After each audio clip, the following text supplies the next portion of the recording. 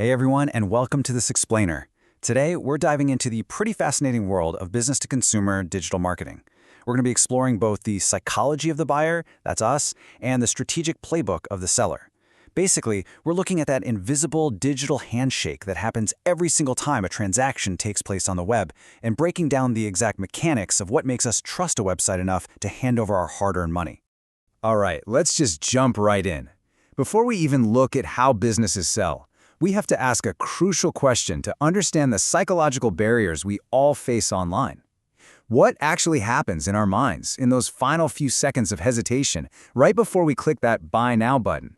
To figure that out, here's our roadmap for today. We'll cover the B2C digital landscape, take a peek inside the consumer's mind, and look at online shopping risks. Then, we'll flip over to the retailer's perspective, unpacking e-tail and quality, the drivers of customer loyalty, and finally, how to master the omnichannel strategy. So let's set the stage with Section 1, the B2C digital landscape. When we talk about B2C, we're really just talking about everyday commercial transactions happening directly between an organization and individual consumers. Think of a brand like Nike operating its own online storefront, or massive virtual marketplaces like Amazon. But here's the thing. Moving into this digital B2C space requires traditional companies to completely rewire themselves. They have to adopt way faster decision-making and highly focused marketing to actually capture those digital revenue streams. Moving right along to Section 2, inside the consumer's mind. Let's look at who's actually sitting on the other side of the screen. Okay, this number is huge, 83%. While early internet studies once suggested men were more prone to buying specific things online, more recent research shows a massive, undeniable shift. Women are now driving a staggering 83% of all online purchases. Recognizing that reality fundamentally changes how retailers need to design their digital experiences. But it goes far beyond just gender. There are a few key variables that classify how we shop online. Age and education naturally dictate a person's technological literacy. Job status impacts daily internet exposure, but geography is a really fascinating one. You might assume people living in major cities buy the most online, but actually, suburban and rural consumers are driving huge sales precisely because they live further away from physical stores.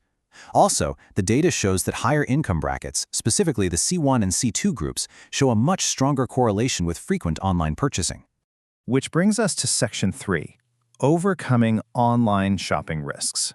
Because look, even with high-tech literacy and disposable income, we still hesitate. Why? Well, there are basically 6 key risks we all subconsciously weigh when shopping online.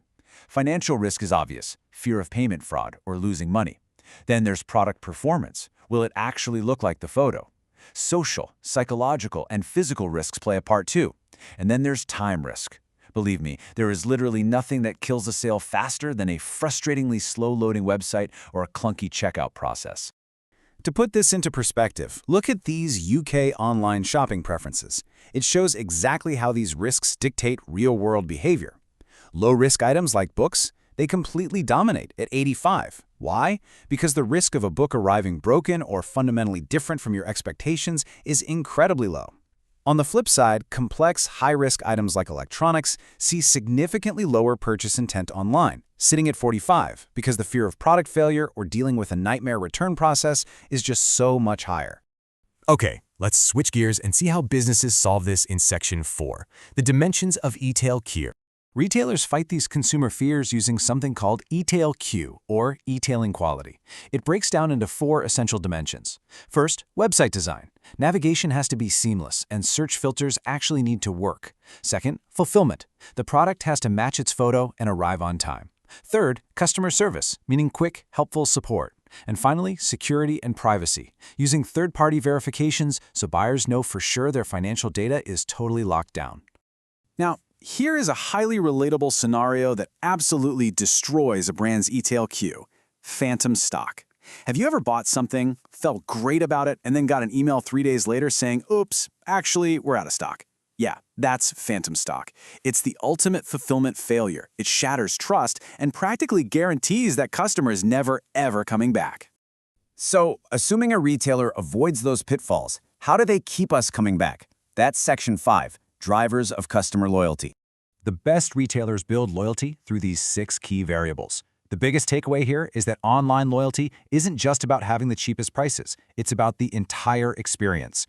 It's about community, allowing honest customer reviews so buyers can trust each other.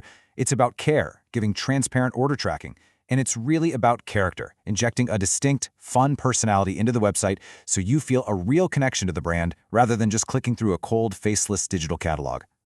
Finally, let's explore the most advanced playbook in modern retail with Section 6, Mastering the Omnichannel Strategy. To really get our modern landscape, we have to look at how retail models have evolved. We started with traditional bricks and mortar, your standard physical stores. Then came clicks and mortar, a hybrid where those stores opened websites. And finally, the virtual, or clicks-only retailers, operating entirely online without a single physical storefront. When you map this out on a timeline, the rapid momentum of digital commerce is just wild. Back in the early 90s, online trading was basically non-existent. By 95, traditional retailers start testing the waters. Fast forward to 2008, having a website goes from a luxury to an absolute matter of survival. And by 2015, simply having a website wasn't enough anymore. The market demanded a totally integrated approach, leading us straight into the omni-channel era. So what exactly is an omnichannel strategy? The crucial point here is that omnichannel completely rejects the idea that physical and digital retail are separate worlds. It acknowledges that we consumers don't just live on screens. We still watch television ads, we still read magazines, and very importantly, we still visit physical stores to touch and feel products before we ultimately go home and buy them online. This step-by-step journey perfectly illustrates this modern reality. You might see a TV ad, instantly grab your phone to search for the product, visit a physical store the very next day to actually test the item out, and then finally buy it on your laptop later that night for home delivery. These physical and digital channels have to collaborate seamlessly to reduce those 6 key risks we talked about earlier. Ultimately, to survive and thrive in this complex environment, businesses absolutely must close the performance gap. They've got to ditch slow decision-making and make sure their online presence is just as powerful, reliable, and engaging as their physical storefront. Because if there is a disconnect between how great a store looks in person and how clunky its website feels, agile competitors are going to steal that customer in a heartbeat. So I'll leave you with this provocative thought to evaluate the digital marketplaces you interact with every single day. Think about your last major online purchase. Did you feel secure, valued, and guided? Or did you experience the modern retail equivalent of a weak handshake? Understanding these dynamics not only makes us way smarter consumers, but it's the absolute blueprint for any business hoping to thrive online. Thanks for joining me on this explainer, and keep questioning the digital world around you.